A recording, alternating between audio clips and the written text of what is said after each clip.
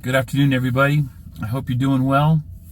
Today is an amazingly beautiful day, springtime finally in northern Nevada. And so I want to share today, I want to share with you an Easter message that I've been thinking about. Looking at society as a whole, it seems to me that we're all falling into our tribal mentalities and we're not seeing each other's point of views, and anything that's being said is taken way out of context or pushed to the furthest extremes, and it's breeding a lot of animosity, in some cases even hate. And I'm going to take the opportunity to use Easter as a bridge. I want to bridge a couple groups of people together that you may not suspect. To my more religious people, I want you to know that I'm trying really hard not to be blasphemous, but hear me out. And if I'm wrong, or maybe you disagree with me, I get it, and I'd love to hear from you. But if I'm right, we might have something to work with here. So Easter is the time when Jesus has risen, and I'm gonna postulate, I'm gonna put out there, theorize that Jesus was the first trans person. He wasn't obviously transgender, he wasn't transracial, he didn't have trans age, he didn't transition anything like what we have going on today, but he was the very first person to be trans religious. His entire life was spent being a Jewish rabbi, some would even say a prophet. And at the end of his life, when he rose, is what was the beginning of the Christian faith and religion. So is it not possible then that we could then bridge that gap, that Jesus did not finish the way he started?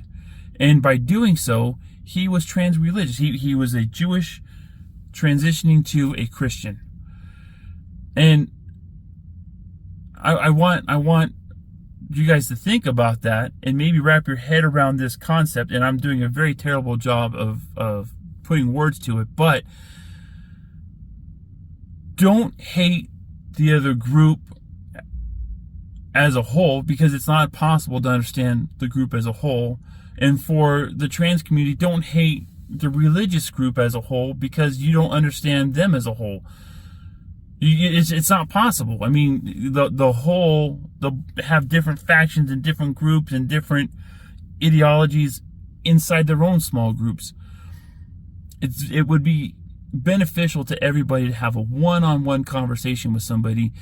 Maybe you still don't understand, maybe you still don't like that person, but take the opportunity to get to know somebody that you disagree with.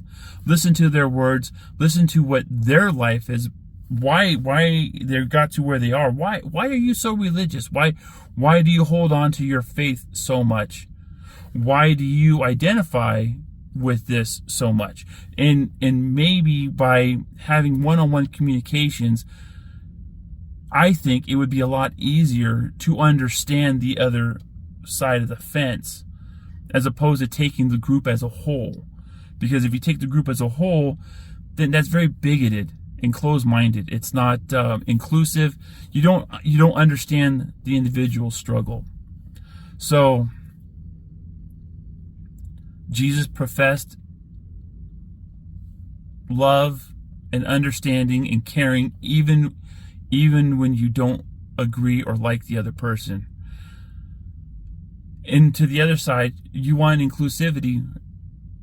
Well, you have to be inclusive of people you don't necessarily agree with. And let us not use fear to keep us separated from each other. So with that, I wish you all a very happy Easter weekend. I almost forgot.